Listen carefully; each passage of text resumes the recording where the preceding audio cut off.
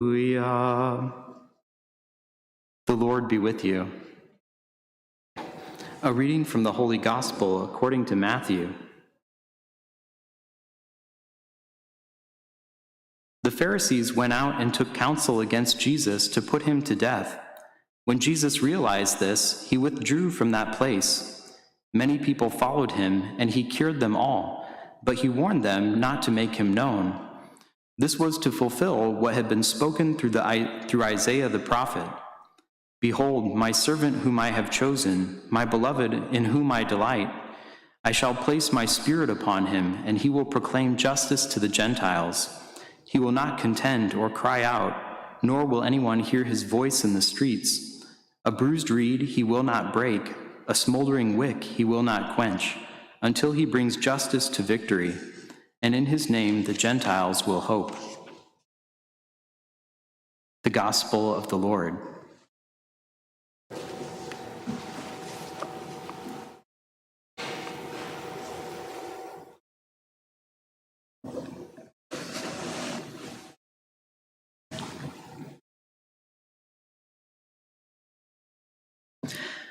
I have a special fondness for St. Camillus de Lellis, which has a little bit to do with his story, but more to do with just the fact I remember some of my friends that worked at a St. Camillus parish.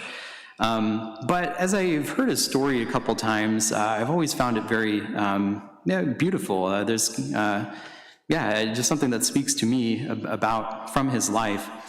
And so I thought I'd share it a little bit with you. He's particularly appropriate because he's a patron saint of hospitals and the sick and nurses, so a very fitting saint for our time.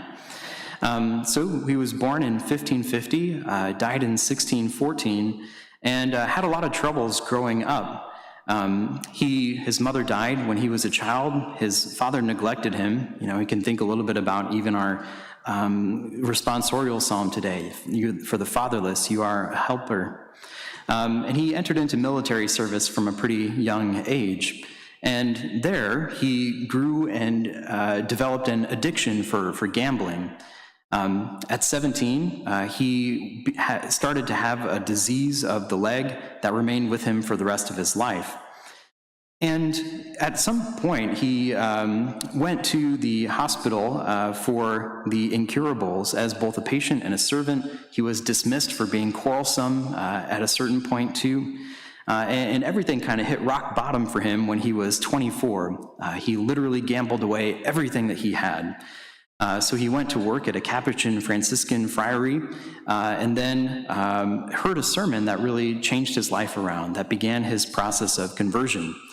He tried to join the Capuchins a couple times after that, but wasn't able to because they couldn't take care of him with his disease of the leg. So he went back to that hospital where he had worked, St. Giacomo, for the incurables, and decided to spend the rest of his life devoted to care of the sick. He did work with St. Philip Neri, who was his spiritual advisor, and he was eventually able to become a priest at age 34, where he then went and started to found a congregation where he worked specifically with the sick and trying to help them.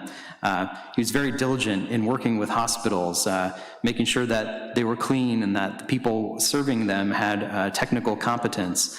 And lived out the rest of his life in a particular way in service to the sick in the hospitals. And again, this is during a time of plague in Italy, too, so another fitting parallel for us, and a good intercessor for those of our medical workers that are on the front lines right now.